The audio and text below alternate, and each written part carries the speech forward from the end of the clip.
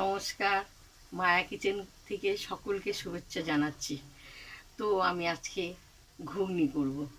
ঘুগনিটাকে আমি মটর আর আলু ঘুগনিটাকে আগে থেকে আমি সিদ্ধ করে তৈরি করে রেখে দিয়েছি। ঠিক আছে, তো এবার মাংস পোলট্রি মাংস ছোটো ছোটো ছোটো ছোটো করে কাটা হয়েছে।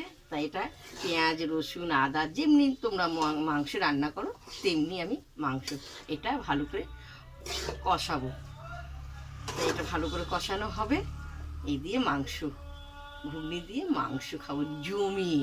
তো এটা ভালো করে একটু কষানো হোক। তো মাংসটা কষানো হয়ে গেছে, খুব সুন্দর গন্ধ বেরিয়েছে। একবারে গরম মশলাও দিয়ে হলো। তো আমি একটু জল দেবো পরিমাণে।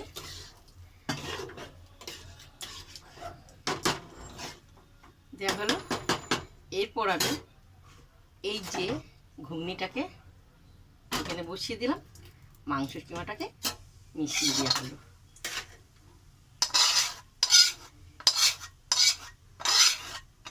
খুব সুন্দর লাগবে খেতে।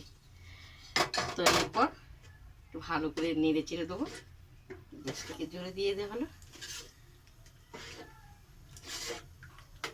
একটু ফুটবে, দেখো খুব সুন্দর ফুটছে। কালার দেখেছো সুন্দর। তো একটু খেয়ে দেখবো কেমন হচ্ছে, খেতে তো হবেই। তাই তো আমি ঘুগনিটা বাটিতে তুললাম।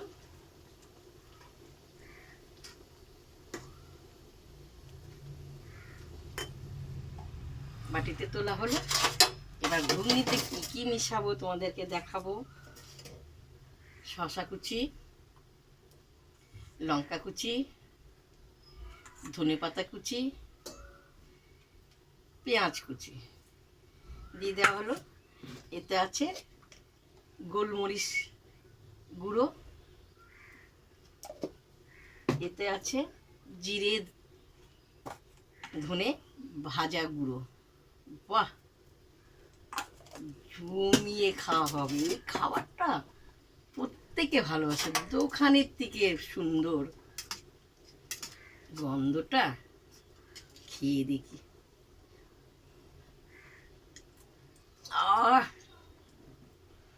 দোকানের থেকে বাড়িতে এত সুন্দর হয়েছে, মুখে লেগে রয়েছে।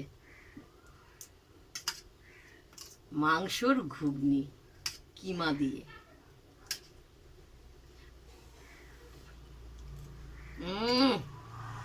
অপূর্ব। তোমরা এই খাবারটা কারা কারা পছন্দ করো ঘুগনি মাংস কিমা দিয়ে অবশ্যই লিখে পাঠাবে। দেখতে কেমন হয়েছে তাও তোমরা লিখে পাঠাবে। মাংস কিমা ঘুগনি।